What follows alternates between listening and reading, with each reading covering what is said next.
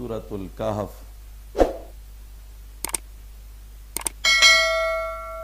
آیت نمبر دے 83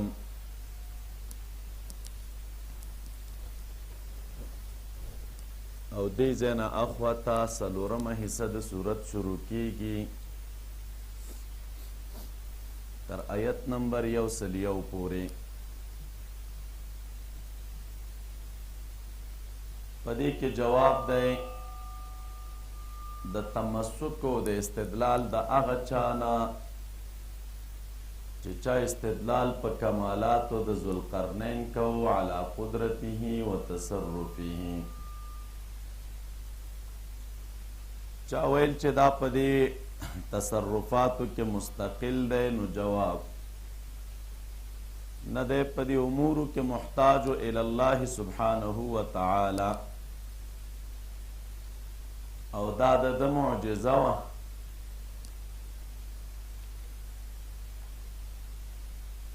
د خلکو اعانت ته محتاج و. برات ذکر کی 95 کې د لوی بادشاہ حال پکې ذکر کیږي، سفر لدعوت، جهاد، سد مفاسد، اعانت رعیت، تخویف اخروی، دا تنوینه تر 101 پورې. ربط و مناسبت د دې آیت نه مخکې سره دا دی دا واقعه چې دې ذکر وړلی کېږي د ذوالقرنین، دا د یو څو غرضونو په خاطر. اول مشرکانو پکار دی، نو یو غرض په دې کې دا د مولوي صاحبانو چې ایمان او عمل صالح سره دنیا او آخرت دواړه برابریږي، او کچا کی ایمان نوی نو الته وګوره ذوالقرنین ورته سزا ورکړې وه. دویم غرض په واقعه کې دا دی چې ذوالقرنین د دین د نشر او د اشاعت او د دعوت دپاره سفر او هجرت کړی، او د واقعه کې ناشنا قدرتونه د رب العالمین څرګند شوي وو. دریم غرض په کې دا و چې ذوالقرنین خو د آخرت منونکی و، تاسو مشرکانو آخرت نه مانئ. فاذا جاء وعد ربي جعله دکاء، رستو راځي. څلورم دا چې مشرانو ته پکار دی چې د خپل رعیت خدمت وکړي او د هغوی لحاظ وساتي، او مشرکان را ولګېدل دی خپل قوم چې د هغه د اور بت طرف ته روان کو، د دلالت او د گمراهی طرف ته روان کو. ذوالقرنین څوک مولوي صاحبانو د ده باره کې د مفسرین کرامو ډیر اقوال دي. یو قول دا دی چې دا اسکندر ابن فیلقوس یونانیو چې د ټوله دنیا فتح کړې وه او اسکندریه ښار آباد کړی و. علامه قرطبی د سهیلی په حواله وی چې دا سکندر په نوم 2 کسان تیر شوي، یو د ابراهیم علیه السلام په زمانه کې و چې هغه د هغه سره د بیت الله طواف کړی و. دویم سکندر مقدوني یوناني و چې د هغه زمانه د عیسی علیه السلام نه تقریبا 300 کاله مخکې تیره وه. ابن کثیر رحمه الله لیکلی دی چې په قرآن کریم کې ذکر شوی ذوالقرنین هغه دی چې کم د ابراهیم علیه السلام په زمانه کې موجود و، او د ده نوم په روایت د ابن عباس رضی الله عنهما کې هغه عبدالله ابن ضحاک دی، او بعض وایي چې مصعب ابن عبدالله دی. بهر تقدیر ځینې علماء کرام بیا د ده په باب باندې دا نظر لري، څوک وایي دا نبیو، لکه امام رازی رحمت الله علیه او ابن حجر رحمت الله علیه ویلی چې دا د عبدالله ابن عمرو ابن عاص نه هم نقل دی. صحیح رایه دا ده چې دا نبی نو، لکه دا د علی رضی الله تعالی عنہ نه دا قول را نقل دی. دا چې مولوي صاحبانو دته ذوالقرنین ولې ویلی کېږي، نو یو وجه خدا ده چې دا د فارس او د روم دوانو بادشاه و، یا په دې وجه چې د سر په ویښتو کې دوه کمسۍ وي، یا په دې وجه باندې چې د په مشرق او مغرب باچایي کړې وه، یا د په تاج کې دوه ښکرې وې، یا په دې وجه چې د په زمانه کې د خلکو دوه پیړۍ تېرې شوې او دوی ژوندی وه، یا په دې وجه چې د لمر ځای د راختو د ډوبېدو ځای ته رسېدلی و، او یا په دې وجه چې دی د نسب په اعتبار سره د مور و پلار دواړو د طرف نه شرافت والو، نو ځکه ورته ذوالقرنین وایي. او علامه قرطبي رحمت الله علیه نور اقوال هم رانقل کړي دي. رب کریم فرمایي وَيَسْأَلُونَكَ عَنْ ذِي الْقَرْنَيْنِ، تپوس کوي دوی ستانه په باره د ذوالقرنین کې. قل سأتلو علیکم منه ذکرا، ووایه زر دی چې بیان به کم په تاسو باندې د هغه نه څه خبر د نصیحت، څه خبر د نصیحت به د هغه نه زه درته بیان کم. ذکرا معنا ای ما به التذکرو، ما به التذکرو. ابن عاشور وایي چې د ذوالقرنین کیسې ته تلاوت او ذکر وویلې، اشاره د دې خبرې طرف ته چې د خبرونو نه هغه ذکر چې کیږي چې په هغې سره انسان ته نصیحت حاصلیږي، عامه قصه نه ده. نو منهو معنی ای من خبره، او ذکرن معنا راغی څه خبر او څه بیان.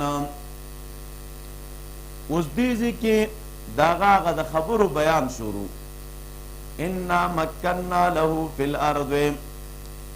یقینا مونږ طاقت ورکړی و هغه ته په مځکه کې. وآتیناه من کل شیء سببا، او ورکړی و مونږ هغه ته د هر شي نه سامان د ضرورت.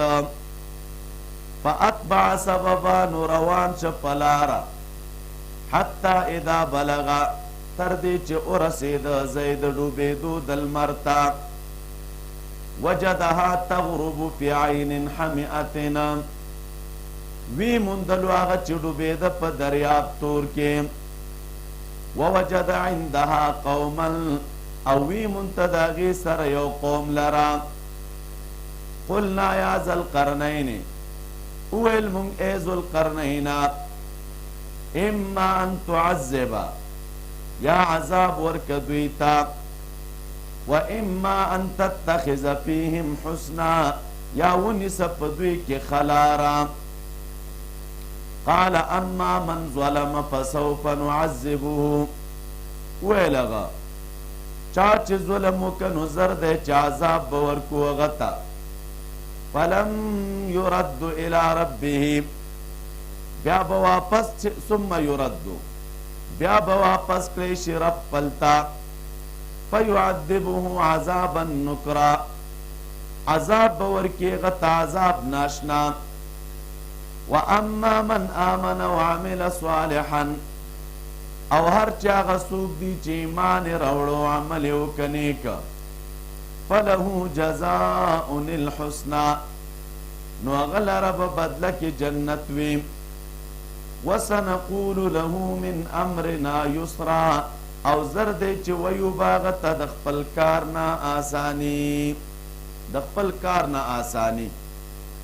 کلماتو تراشی. مکننا له فی الارض راغی، مونږ طاقت ورکړی و هغه ته، تمکین طاقت ته وایي. سببن چې راغی په اصل کې پړي ته ویلی کېږي سبب. دلته تینا معنا څه شی دی؟ یو شي ته رسېدونکې وسیله، یعنی سامان. دا بیا څه شی و؟ یو مصداق دا دی چې مراد تینا تعلیم الالسنه، په مختلفو ژبو باندې دی پوه. دویم قول دا دی علما یتسبب به الى کل ما یرید، داسې علمونه و چې د هغه په ذریعه به خپل مقصد ته ځان رسوه. فاتبع سببا، دلته د سبب نه مراد لاره ده په طرف د مغرب. یا روان شو د خپل علم پسې، یعنی د خپل علم مطابق. همدا ظاهره معنا ده. دا اتبع او د تبع فرق دا دی چې اتبع دي ته وایي چې یو شي پسې روان شي، ورپورې پیوسته شي، او تبع دي ته وایي چې ورپورې پیوسته نه شي، محض روان شي. ځینې علما بیا وایي چې دا تبعه او دغه رنګې چې دی تبعه اتبعه یا اتبعه د دې درې واړو یوه معنا ده. د مغرب په انتها کې دوی ولیدل چې لمر په یو داسې چینه کې پرېوځي چې د هغې خټه توره او ګرمه وه. مفسرین کرامو دې کې لیکلي د دې چینې نه مراد هغه بحر اتلانتیک دی، بحر محیط چې ورته وایي، چې ذوالقرنین د دې غاړې ته رسېدلی و او هلته بند شوی و، او هلته د لمر د پرېوتو په وخت داسې معلومېده چې دا په دریاب کې ډوبېږي. یعنې نور خو په څلورم اسمان کې دی. نو دی روان شي فی عین حمیئة چې راغی، د دې نه مراد د خټو والا هغه توره چینه ده چې بحر اسود دی. او د لمر د غایبېدو معنا دا نه ده چې لمر په چینه کې پرېوته، ځکه چې لمر خو بر آسمانو کې دی، په خپل مدار کې روان دی، لاندې نه راکوزېږي. والله تعالی داسې تعبیر وکړه چې وجدها تغربو، یعنی ذوالقرنین داسې اومونته وجدها، ګوره ده اومونته، او ده ته داسې ښکاره کېدله چې لمر په یوه چینه کې ډوبېږي. لکه یو څوک د دریاب غاړې ته لاړ شي او د لمر پرېوتو وخت وي، نو هغه ته داسې ښکاري چې دا لمر په دریاب کې ډوب شه. امام کرخي دې کې ویلي دي چې الله تعالی په دې قادر دی چې د لمر ککوړې او دا جوسه وړه کړي او چینه پراخه کړي په داسې سان سره چې د لمر سترګه په چینه کې ډوبه شي، اگر که زموږ د عقلونو نه دا لرې ده. رب کریم فرمایي قلنا یا ذوالقرنین، دا ورته موږ په طریقې د الهام وویلې، یا د هغې وخت د نبي په واسطې مې ورته وویلې اما ان تعذبه. زمونږ په اسلام کې ګوره هم د قیدي په باره کې داسې اختیار دی چې وژنې او کم داسې پرېږدي او که فدیت یې ناخلې. دا تتخذ فیهم حسنا راغی، حسنا نه مراد هغه احساني پرېښودل دي یا فدیه اخیستو سره پرېښودل دي، یا د دې نه مراد دوی حق ته دعوت کول دی او د شریعت تعلیم ورکول دی. او اما من ظلم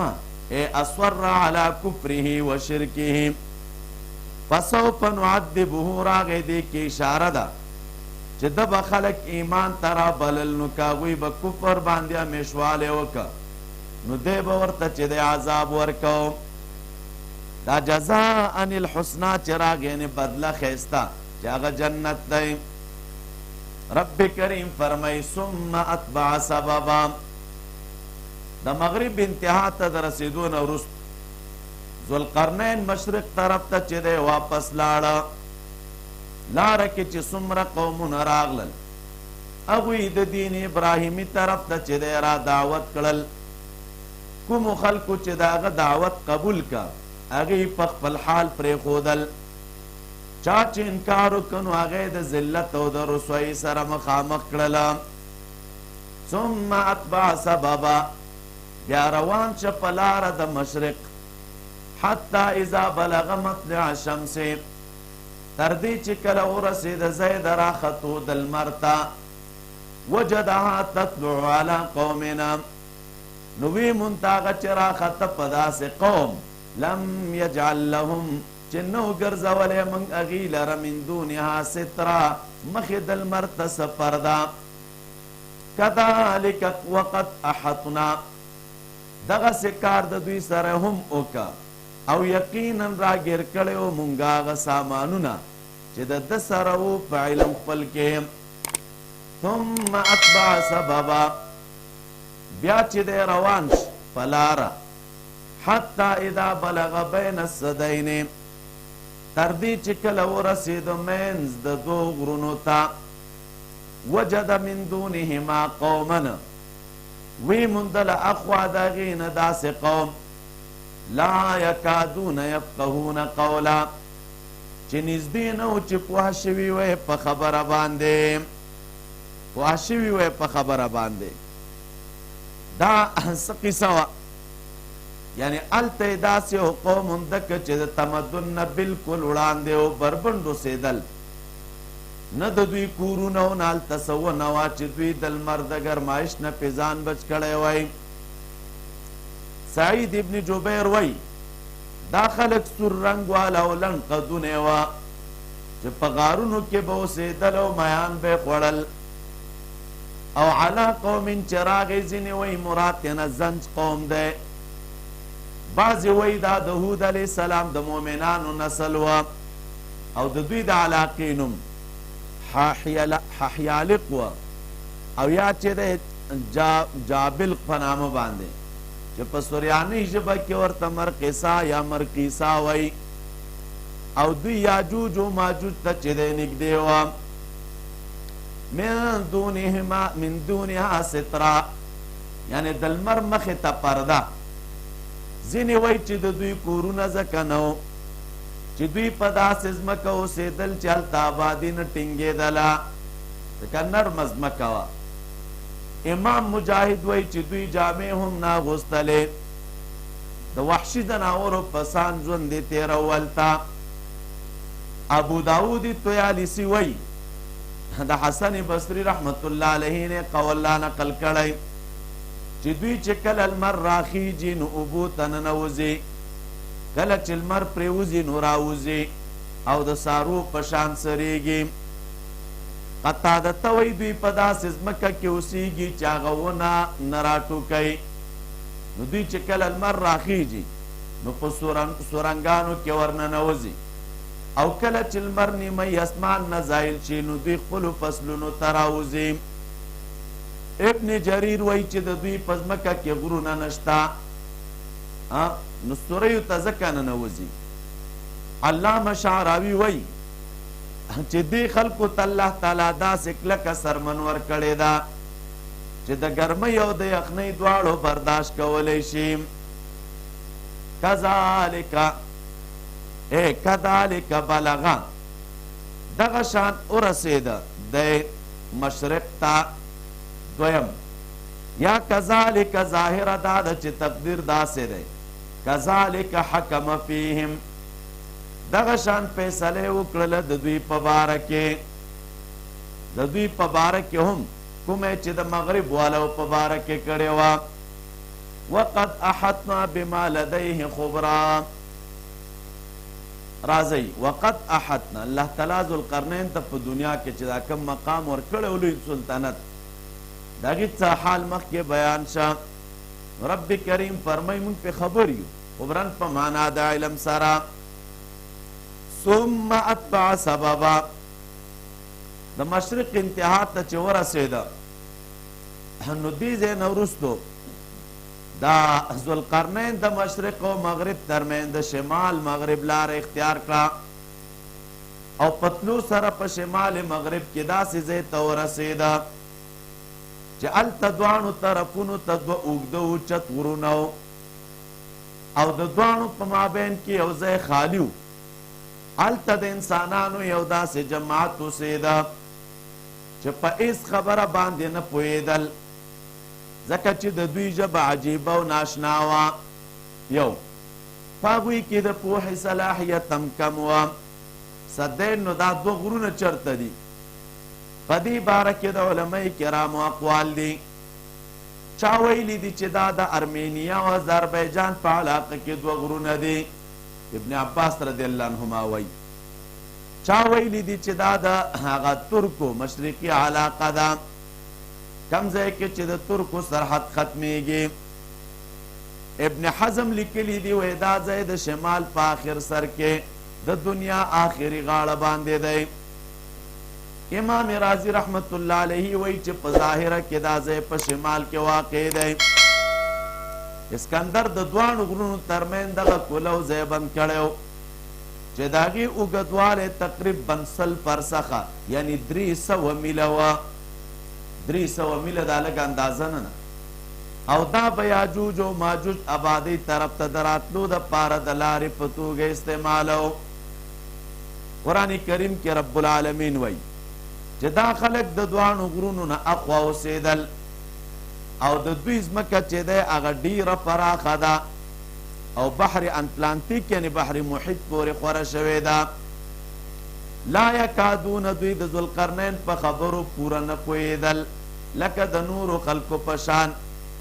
یا خو ژبه ناشنا او بل د دوی پوهه هم کمه وه. دا چې دوی شکایت وکړه ورته چې دلته اوس یاجوج او ماجوج دی او موږ تنګۍ او پازابۍ مو، نو دا یاجوج او ماجوج څوک دي؟ دې کې د علماء کرامو اقوال دي او تفصیل تاسو ته ما د جمعې په خطبه کې کړی وه. یو قول پکې دا دی، علماء کرام لیکي دا چې دوی کوم ځای کې دي. بعض علما وایي په دې وخت کې نو ساینس خو ترقي کړې، وایي دا څنګه چا نه دي لیدلي چې قرآن کریم واقعه بیانوي. جواب علما کوي دا په داسې ځای کې اوسېږي چې الله تعالی خلکو ته د هغې نه علم نه دی ورکړی. یو او اوس نږدې زمانه کې ساینسدانانو لیکلي چې دوی اتم بر اعظم کشف کړی دی او دوی به قیامت ته نږدې راوځي. او د دې نه معلومیږي هغه مفسرین خطا شوي چې هغوی ویلي دي چې د دوی نه مراد تاتاریان دي. ابن عاشور ویلي دي چې د دوی نه مراد مغولیان او تاتاریان دي. دا ډېر مفسده خلک وه. څوک وایي دا د یورپ کافر دي چې دا مفسدان دي. خو دا مختلف اقوال دي د خلکو. ظاهر دا د مولوي صاحبانو چې د انسانان دي په ځمکه کې دننه پټ دي او ځمکه کوروي یو شکل ده.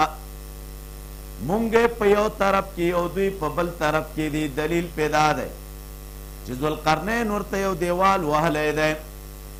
نو که چېرته نورې لارې دوی ته راکولاو وی او دوی په ظاهري ځمکه وی نو په بل طرف باندې به راتاو شوي وی، نو خلک په زرګونو میلونه مزلونه کولی شي. د دې نه معلومیږي چې صرف یو سوری چې هغه ورته ذوالقرنین په دیوال سره بند کړی، رستو راځي وترکها بعضهم نه معلومیږي چې دوی الله تعالی په ځمکه کې بند پرېښي دي. یو اوږد حدیث نه معلومیږي ان یاجوج و ماجوج مفسدون فی الارض یحفرون السد کل یوم حتى اذا كادوا يرون شعاع الشمس قال الذي عليهم ارجعوا فستفتحونه غدا فيعودون اليه اشد ما كان حتى اذا بلغت مدتهما. تاسو ته ما ویلو دا حدیث کار به وکړي هغه د لمر وړانګې ورته راښکاره شي، کم چې په دوی مشر مقرر دی هغه ورته راواپس شي. دا باقي نوره علاقه چې دی دا به سبا خلاصه کو، چې راشي بیرته مقه زوړ حال وي. نو دا یاجوج و ماجوج دی مخلوق دی د رب العالمین او د انسانانه، او دا کار چې دوی کوي نو انشاءالله تهیریږي. بیا چې کله انشاءالله ووایي نو برکت د هغې سره به دا راکوله وکړي. قالو یا ذوالقرنین، وویل دوی په ذریعه د ترجمان ای ذوالقرنین ان یاجوج و ماجوج، یقینا یاجوج و ماجوج فسادونه کوي په دې ځمکه کې. فهل نجعل لك خرجا، نو آیا وګرځو موږ تا لره خرچه علی ان تجعل بیننا و بینهم سدا، په دې چې ته جوړ کړې زموږ ترمنځ او د دوی ترمنځ یو دیواله. قال ما مکنی رب فیه ربی، ویل هغه چې طاقت را کړی دی ما ته په هغې کې رب زما غوره دی. فاعینوني بقوتنا، نو مدد وکړئ ما سره په طاقت د سړو. اجعل چې جوړ کړم بینکم و بینهم ردما، ستاسو د هغوی په منځ کې یو دیواله. آتوني زبر الحدید، راوړئ ما ته ټوټې د اوسپنې. حتی اذا ساوا بین الصدفین، تر دې چې کله برابر که په منځ د سرونو د غرونو کې قال انفخوا ویل دوی اوپکئ دې ته بنئ حتی اذا جعله نارا تر دې چې کله وګرځولو اور قال آتوني افرغ علیه قطره وی ویل راوړئ ما ته چې راوړم په دې باندې تانبه ویلې کړی شوې فما استطاعوا ان یظهروه نو طاقت نه لري دوی چې راوخیږي په دې باندې وما استطاعوا له نقبا او طاقت نه لري هغې لره د سوري کولو قال هذا رحمة من ربي ویل هغه دا خاص رحمت دی د طرف د رب زمانه فاذا جاء وعد ربي پس هر کله چې راشي وعده د رب زما جعله دکاء وبګرځوي دې لره زره زره وکان وعد ربي حقا او د وعده د رب زما حقا یقیني مولوی صاحبانو دې تراشي دا چې یاجوج و ماجوج راغله نو دا څوک دي ځینې مفسرین وی دا عجمي نومونه دي د دې وجې نه وی دا غیر منصرف استعمالیږي ځینې بیا وی دا عربي نه جوړ دي د اجنا او دا منډې وهلو ته ویلی کېږي تعجج چې دی دا د اور لمبه کېدو ته ویلی کېږي یا دا د اوجتن نه د اختلاط او ګډون یا سختې ګرمۍ ته وایي یا د اوج نه دی په معنا د تیزې منډې سره د دوی د نسب په باره کې اختلاف دی ځینې وایي چې دوی د یافس ابن نوح علیه السلام اولاد دی او ترکیانو سقالبه د دوی چې دی هغه نسبیان دي او دې کې وایي چینیان هم داخل دي ځینې وایي چې یاجوج د ترکو نه او ماجوج چې دی د جبل او دیلم نه دي بعضې خلکو د دوی لږ قدونه او ځینو چې دی د هغه اوږد قد ذکر یې کړی دی ځینې محققین علما وایي چې دا په داغستان علاقه کې چې دا د روس تابع علاقه ده د کویقاف نه شاته دوه قبیلې اوسېدلې چې د هغې نومونه عقوق او معقوقه عربو چې عربي کې استعمال کړنو یاجوج او ماجوج یې ترنه جوړ کړله ډېرو نورو قبیلو به دوی لره پیژندل او د دوی ذکر د اهل کتابو په کتابونو کې هم راغلی دی او د دې دواړو قبیلو د نسل ډېروالي نه په شمال او مشرق کې قومونه موجود شول او د روس او د ایشیا په ممالکو کې خواره شوله ځینې دا وایي خو بهر حال یاجوج او ماجوج چې هر څوک وي دومره خبره خو د صحیح احادیثو نه ثابته ده چې قیامت ته نږدې به ذوالقرنین چې کوم دیوال جوړ کړی و هغه به زری زری شي او یاجوج و ماجوج فوج به را روان شي امام احمد رحمت الله علیه یو روایت راخستی دی امام ترمذی حاکم وغیره د ابو هریره رضی الله تعالی عنه نه روایت کړی چې دا خلک به د ټولو کویانو اوبوس کې خلک به د دوی د یرې نه په قلاګانو کې بند شي آخر خپل غشي به اسمان طرف ته وولي هغه به د وینو نه ککړ واپس ځمکې ته راشي دوی به وایي چې مونږ خو ځمکې والا مغلوبه کړل او د اسمان والو نه زیات اوچتې ورتبې والا شو نو الله تعالی به د دوی په تخرګونو کې یوه بیماري را پیدا کړي چې د هغې په وجه به ټول هلاک شي نبی علیہ السلام فرمایلی دی وی قسم په الله چې د هغه په لاس کې د نبی علیہ السلام ساده چې د ځمکې چار پایان به د دوی غوښې وخوري او چاغ به شي ورباندې او د الله تعالی شکر به ادا کړي او دا یاجوج و ماجوج ټول کافران دي ځکه چې دلته پیغمبر به دې ته دعوت ورکړي او یو قول دا دی چې نبی علیہ السلام د اسراء په شپه دوی ته د ایمان دعوت ورکړی وه ولیکن دوی چې د اجابت د هغې دعوت نه و کړی دویم بقوت چې راغی د مراد د قوت نه چې دی هغه قوت د سړو دی یعنی د سړو کومک را سره وکئ د نفرو کومک را سره وکئ یا د آلات د جوړولو یا مجموعه ردمن چې راغی ردم هغه دیوال ته وایي چې د سد نه زیات مضبوط وي، ځکه چې ردم په اصل کې یو کاڼی په بل کاڼی باندې جوخ کې ښودلو ته وایي. صدفین چې راغی دا د غر دواړه طرفونو ته ویلی کېږي. ابو عبیده وایي کله لوی او اوچتې آبادۍ ته هم صدف ویلی کېږي.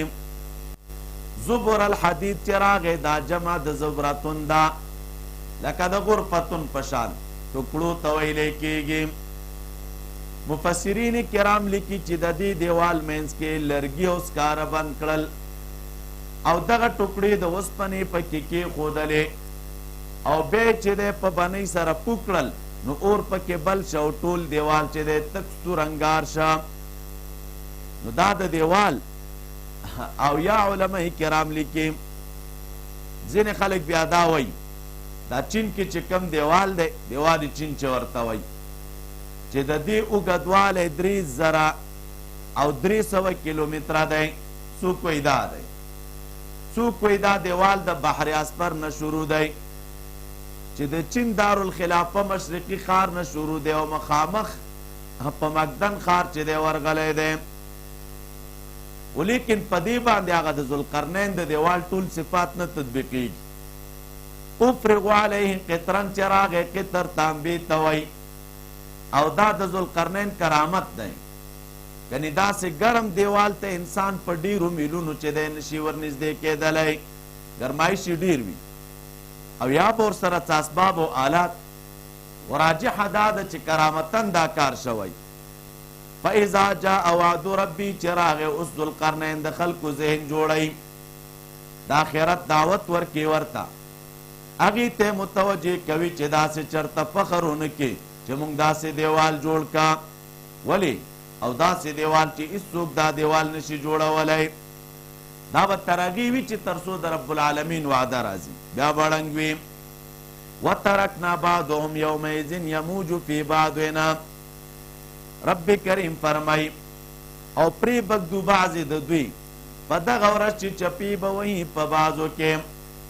ونفخ فی الصور او اوبه پوکلی شي پکې شپېلۍ کې. فجمعناهم جمعا نو راجمع به کړو دوی لره په جمع کولو سره. وعرضنا جهنم یومئذ للکافرین عرضا، پیش به کړو جهنم په دغه ورځ په کافرانو باندې په پیش کولو سره. وعرضنا جهنم الذین کانت اعینهم، هغه کسان چې دي سترګې د دوی پیغې طوائن په پردو کې عن ذکری د یاداشت او د نصیحت زمانه. وکانو لا یستطیعون سمعا، او ودي چې طاقت نه لرو د اورېدلو د حق. دا چې راغله مولوي صاحبانو پرې بږدو موږ دوی لره یموج بعضهم فی بعضنا. دا یموج بعضهم نه مراد عام مخلوقات، مطلب دا دی چې د قیامت په ورځ به پیریان انسانان په یو بل کې ګډوډ شي. او یا مولوي صاحبانو دا مراد تې نه دوی دي چې د دوی د هر یو تن دغه رنګې چې د دوی به د هر یو تن 1000 کسان اولاد پیدا کېږي. او دا یاجوج و ماجوج راوتل د قیامت لویه نښه ده، نو دوی به یو بل کې چپې وهي. ونفخ فی الصور چې راغی اسرافیل علیه السلام به په سور شپېلۍ کې پوکې ووهي. مفسرینو لیکلي دا به دویم سور وي چې د دې نه وروستو به الله تعالی تمام مخلوقات دوباره راژوندي کړي او میدان حشر ته به د حساب و جزا دپاره راجمع کړي. وعرضنا جهنم یومئذ للکافرین عرضا، په هغه ورځ به الله تعالی جهنم د کافرانو مخې ته راولي او دوی به ویني او د هغه د غصې او د قهر نه ډک آوازونه به واوري. نو په سخت غم او ستومانۍ کې به دا خلک واقع شي. الذي کانت اعینهم، دا به هغه کافران چې په دنیا کې په سترګو پردې وې او د اورېدو قوت یې بلکل ختم و. اعینهم د سترګو نه چې دی مراد ظاهري سترګې دي. په دې باندې هم د الله تعالی ذکر کیږي چې اسمان او ځمکې او کائناتو ته انسان وګوري خو دوی ترې دا ګټه نه اخسته. او یا مراد ترې نه د زړه سترګې دي لا یستطیعون سمعا چراغی لشدت العداوه او یا لا یستطیعون سمعا لغلبت الشقاوت علیہما. رب کریم فرمائی افحسب الذین، اس دا دی آیت تعلق مولی سیبانو دا وینذر الذین اتخذوا ولدن سرا دی، یعنی قرآن کریم کو خلق تیر ورکی نو دا آغا خلق دی چی دا اللہ تعالی سر شریکان جوڑی، دا سے خلق تا اللہ تعالی پدیتنو کے سلور کرت کافران ویلیم. ویأخا نو رب کریم فرمائی افحسب الذین کفروا، آیا گمان کوي کافران ان یتخذوا عبادی من دونی، چی انیسی بندگان زما سوا زمان دوستان، انا اعتدنا جہنم للکافرین، یقینا من تیار کرے جہنم کافران لرا نزولا من المستیاب. قل هل ننبئکم بالاخسرین اعمالا، اوہ آیا خبر در کو تاسو تپاغ کسانو چی دیر تاوانیان دی، الذین ضل سعیهم، اگا کسان دی چی برباد دے کوشش دوی پجوند دنوی کے، وهم یحسبون انہم یحسنون صنعا، دوی گمان کی چی یقینا دوی خیست عمل کی. اولئک الذین کفروا، داغا کسان دی چی کفر کڑی بی آیات ربهم پیتنو در رب دوی ولقائی و ملاقات داغا، فحبطت اعمالهم نو برباد دی عملون دوی، فلا نقیم لهم یوم القیامت وزنا. رب کریم فرمائی نو ابا ندرو دوی دا پارا پورز دا قیامت استول. ذالک جزاؤهم جہنم، دا چی ذکر شل بدل دوی جہنم دے، بما کفرو پا سبب داغی چی کفر کڑے دے دوی. واتخذوا آیاتی ورسولی واتخذوا او نیولے دی دوی آیتون ازما و رسولان زما حضوان پٹوکو سرا، اگی پوری بیٹو کے کولے. نو داخلت چوکو چی کفرو بی آیات ربهم ولقائه، دی کے علماء کرام دا علی رضی اللہ تعالیٰ عنہ یو قول لا نقلی، و مراد دا دین آغا رہبان و قسیسون دی حبسو انفسهم فی الصوامعی، چی زانو نے بند کری ہوا پاغ عبادت خانوں کے او پا گرجو کے او دخل کو پا درمیان کے بدعات رائج کری ہوا. سعد ابن ابی وقاص رضی اللہ عنہ ہوئی دا دین مراد یہود و نسوارا دی چی دا دوی عقیدی خرابی وی و گمانو نے خلرل. یو قول پا کی دا دی چی دا دین مراد اگا دا حروریہ ڈالا دا چی خوارج دی بغوی دا علی رضی اللہ تعالیٰ عنہ پا حوالہ رانا کل کڑی.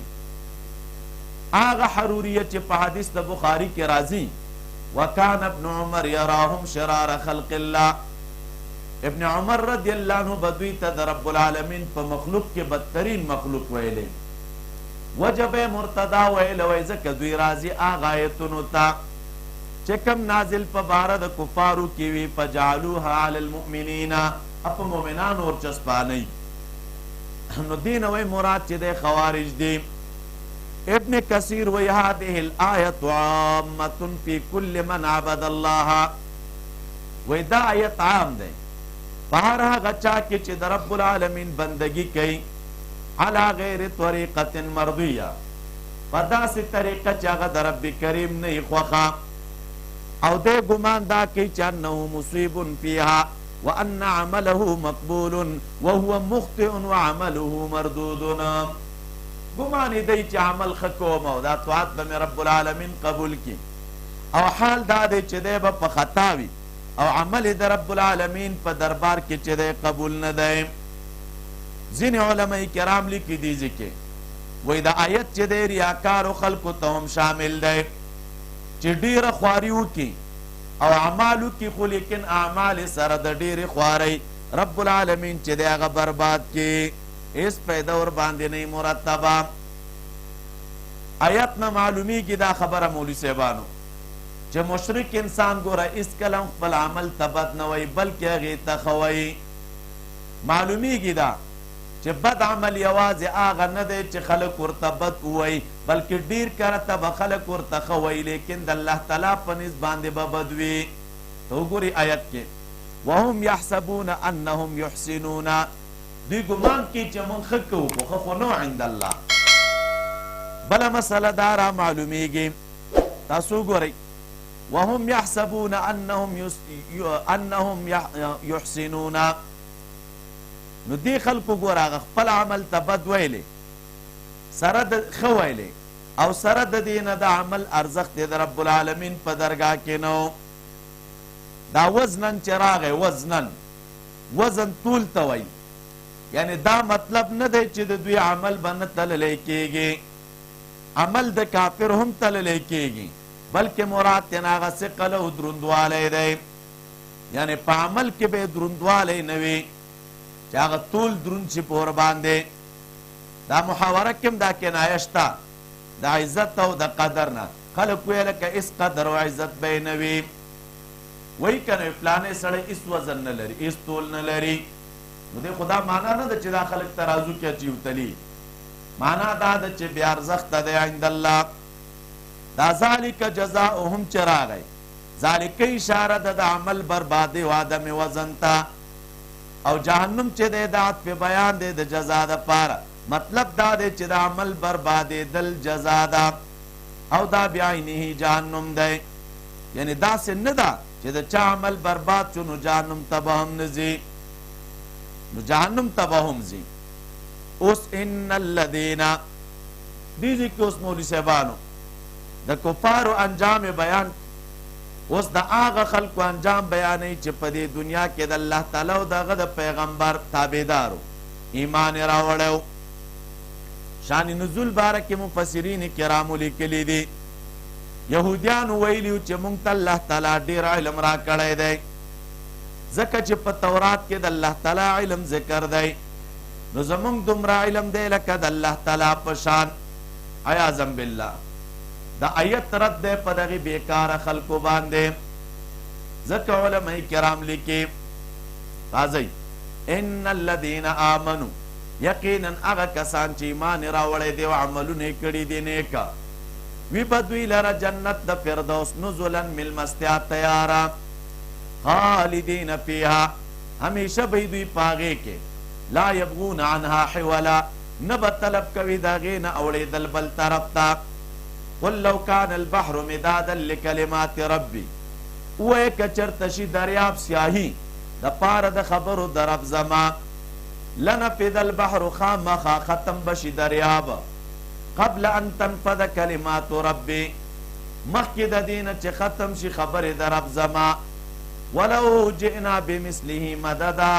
اگر کراولو مونږ په شان د هغې په مدد کې. قل انما انا بشر مثلکما، ووایي یقینا زه انسان یم ستاسو په شان، یوحا الی وحي کېدی شي ماته د دې خبرې چې انما الهکم اله واحده، چې یقینا معبود ستاسو حقدار د بندګۍ یو دی. فمن کان یرجو لقاء ربه، نو څوک چې امید لري د ملاقات د رب خپل، فلیعمل عملا صالحا، نو ادي کې عمل نیک، ولا یشرک بعبادت ربه احدا، ندی شریکی په عبادت د رب خپل کې احدا هېڅوک دې نه شریکوي. نو دې ځای کې تاسو وګورئ مولوي صاحبانو امتیازات د صورت دا چې راغله لو کان البحر مدادا لکلمات ربي، نو لنفد البحر قبل ان تنفد کلمات ربي. دا کلمات ربه چې راغې مولوي صاحبانو دې ځای کې اکثر مفسرین کرام لیکي د کلماتو نه مراد الله تعالی علمونه دي، او هغې ته کلمات ځکه ویلي چې د خبرو ډیروالی دا کمال دی. د چا چې خبرې زیاتې وي نو د هغه علم ډیر وي او طاقت یې زیات وي، او څومره چې خبرې کمې وي نو طاقت او علم د انسان کم وي. نو د انسانانو علمونه کم دي، یو تن به 1 ګنټه خبرې وکړي، کنی نهایت 2 ګنټې خبرې به وکړي، او که د هغې نه بعد غږېږي خو بیا به مکررات وي، خلک به هم تنګ وي ورته. نو یا د کلماتو نه مراد خبرې شوي. ځینې علماء کرام بیا لیکي چې نه، مراد دې ځای کې د کلماتو نه صفات د رب العالمین دي، صفات د رب العالمین.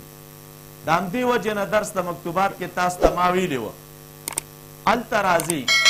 یو قول دو آلتا اسم الظاهر کی چه وضاحت کو نو څوک نه نوی اسماء و صفات در رب العالمین یادیں.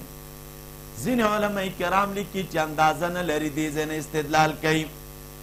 چه کلماتنا مراد صفات در رب العالمین دی. لو کان البحر کدریاب گورا آغا سیاهی شی دا کلماتو در رب زما نو گورا ختم بشی قبل ان تنفد کلمات ربی مخی دا دی چه در رب العالمین کی صفات آغا ختمیگی یعنی کدا دریابو نسیهی شی نو بیایم نشی را گیرا ولی نو صفات در رب العالمین دیر دا چراغ لقل انما انا بشر مثلکما اس پدی آیت کے منگو تاسو تاقیدہ را خودلے کیگی فبارد نبی علیہ السلام کے سرکم عقیدہ بساتی گوری مولی صاحبانو دو الخدی آیت نا معلومیگی دو قسم عقیدی بساتی پیغمبر تا یو با عقیدہ دا مثلیت ساتی ورطاو بلا با عقیدہ دا افضلیت ساتی. عقیدہ دا مثلیت دادا قل انما انا بشر مثلکما ستاسو پا مثل بشر یم پلار میں او مورشتا انسان یم حوائی جی انسانی لرم خود دی مثلیت سر سر یوحا الیا یوحا الیا دا اس آغا عقیدہ دا افضلیت دا ما تا وحی کولیشی او دا وحی چی دے دوی تنکی دلا عام خلقو تنکیگی نو یو با پیغمبر تا عقیدہ دا افضلیت ساتے او بلاور تا عقیدہ دا مثلیت ساتے. دیکھ چی یو عرف باندې چا قول کڑای دا یو نا کافر جوڑ شوئے او دا بل نا مشرک جوڑ شوئے گو رئی چا چی دا پیغمبر مثلیت تا کتلی دی افضلیت تا ندی کتلی ناغا کافرانو لکه دا مکی مشرکان ما آغا بشری عرف تا بے کتل زمونگ دا کلی سڑے مونگ پمینز کے رالوی شوی پلانے دے پلار دے دا فلان خاندان سر تعلق لرے تنہا آغا مثلیت تا نظر ہوا افضلیت تے نہ کتلی نو انکاری کو نو داخل کافر شو. بیا چا چی دا پیغمبر افضلیت تا کتلی دی مثلیت تے ندی کتلی آغا مشرکان شول. گورا دا عیسیٰ علیہ السلام چکم امتیانو دا عیسیٰ علیہ السلام کمالاتو تے قتل مڑی راجوندی کئی وغیرہ مخی تیر شو لیکن دی تے نظر نو چی دا دا مور نا پیدا دا انسانی حوائج لری تنہا کمالاتو تے قتل افضلیت تے قتل نو قولی وکا چی دا ابن اللہ دے و دا اللہ تعالی زوی دے نو علتا منکر شل گورا دا بشریتنا نو دا علخ مشرکان شل سوک چی دا افضلیتنا منکرو نو کافر سوک چی دا افضلیتنا دا مثلیتنا منکرو نو آغا مشرکان. عقیدہ دا دا چی دوارا بمانے ہم با مثلیت مانے او دا مثلیت سر سر با افضلیت مانے. مثلیت دے اللہ تعالی غوروالے ورکڑے دے ورتا او بیا مولی صاحبانو دا دو عقیدی بمونگو تاسو دا نبی علیہ السلام پا باب لرو دا افضلیت عقیدہ بم لرو او دا مثلیت عقیدہ بم لرو. مثلیت بشر دے لارے و مورے و قوم و افضلیت بیا دا مبارک دا نک نراواخلا او یا مبارک دا سر دا ویخت نراواخلا آن تر دخپو مبارک ودنو کانو پورے دا ہر یو اندام کمال پر شریعت متحرک کی ذکر دے. علماء پاگی باندی کتابون لکلی دا شمائل پنم ہم دا سیرت پنم ہم دا دلائل النبوت پنم ہم دا نبوت دلائل بے حقی پی لکلی ابو نعیم پی لکل کری دی نو آغا عرخون چی بیاو گورے نو دا آغا عرخ دا افضلیت دا نبی علیہ السلام دے دا دوانو تبا عقیدہ لرے نو علا کامل مومن شي او کچرتا دا دوانو تاقیدی نوی نو مولی صاحبانو بیا گمراهی دا دام دی وجه نا پا دی امت کم خلق پا فتنو فسادونو کم مبتلعی کنا بعض خلق دا پیغمبر اگا بشری صفاتو تا ترجیح ورکی لکا دا خوارش تاسو گوری طول ورز لگیائی بس موستا غند انسانو موستا غند انسانو دا خبری کئی کہ چا کوئی شوی نو خپل مور و پلار بے بچ کڑی وی دا جہنم نو تر بے بچ کڑی وی وغیرہ دا صفتون دی طرف ترانہ خطیوی. بعضی بیا صرف دا افضلیت علق ترانہ خطیوی دا افضلیت علق تا او آغا دا مثلیت علق تا چدے دا غی نظر نوی بالکولا دی طرف تروان بی. مونگ دو تاسو با دا دوانو پا درمیان کے متوسط یو و خیال بدا کوئی بیانوي به په منبرونو په مجالسو کې هغه صفات د رسول الله صلی الله علیه وسلم چې کوم د کمال او د افضلیت صفات دي دا به خلکو ته بیانوي. اوس دا خبر یو خو مسله به طور تعلیم ده، نو د تعلیم ځان ته خبره ده. محبوب لاړه قضای حاجت ته،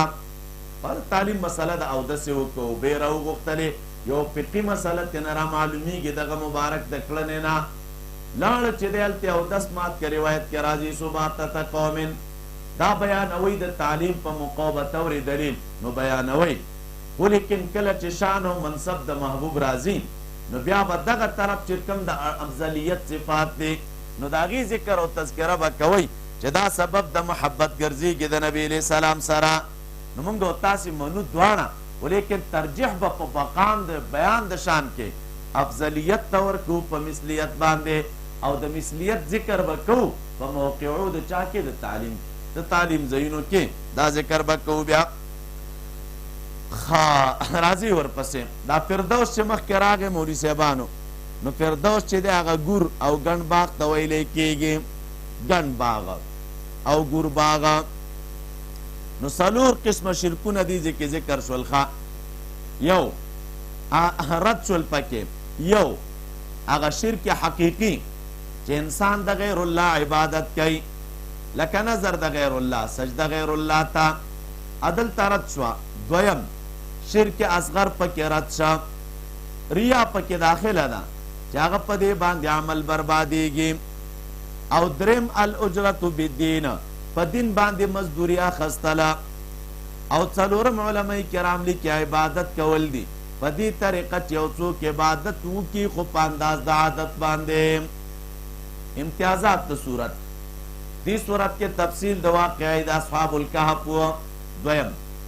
تفصیل د واقعې د موسی علیه السلام او د خضر علیه السلام و. دریم تفصیل د واقعې د ذوالقرنین پکې. څلورم تزهید په دنیا او پکې په ذکر د عاقبت بد لاصحاب الدنیا. او پنځم اخبار د الهه او د مشرکین و، هغه چې دوی عبادت کو د انسانانو نه او د پیریانو نه، دغه احوال چې دی راته پکې بیان شو.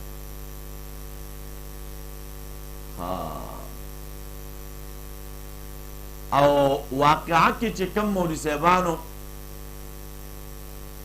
فوایدو نو هغه مې درته ذکر کړیو. سوره مریم دا مولوي صاحبانو په اعتبار د ترتیب سره 19 نمبر سورت دی.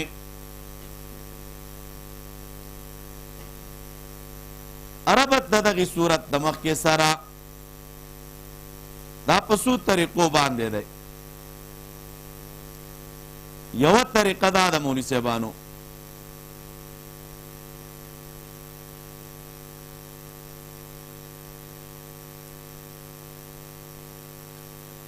مخکې صورت کې دفع د بعضې شبهاتو وللمشرکین،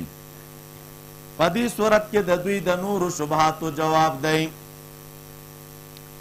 مخکې دا ذکر شو چې عباد صالحین هغه د ځان نه په غیبو نه پوهېدل،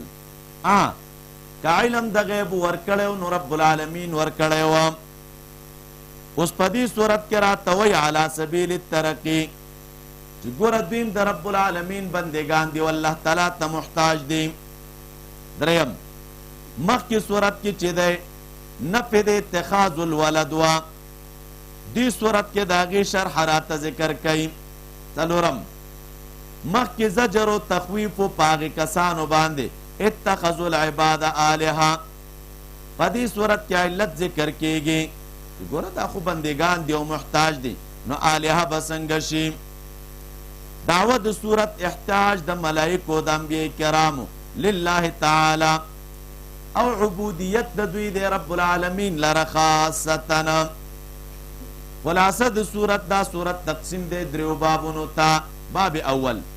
تر آیت نمبر 53 پورې په دې کې ذکر د احتیاج د انبیاء کرامو دی او د عبودیت د دوی د الله تعالی لره. شپږ انبیاء کرام زکریا عیسی مع امه ابراهیم موسی اسماعیل او ادریس علیهم السلام. تفصیل د دغې قصې دا دی، ګوره په قصه د زکریا علیه السلام کې اولا استجابت د دعا د دی تر آیت 9، بیا ذکر د دعا د بکیفیت الولاده مع الجواب اتم نهم کې بیا دعا د بطلب الآیت مع الاستجابه پلسم کې بیا ذکر د صفات د مولود د اوه مع احتیاجه فی السلام الی الله تعالی دولس تیارلس څوارلس پنځلس کې تفصیل د کیسې د مریم او د عیسی علیه السلام دا دی اولا کیفیت د اخبار د بالولد من تمثل الرسول و استعاذتها منه او جواب دغه د په بشارت د ولد سره د 14 نه تر 19 پورې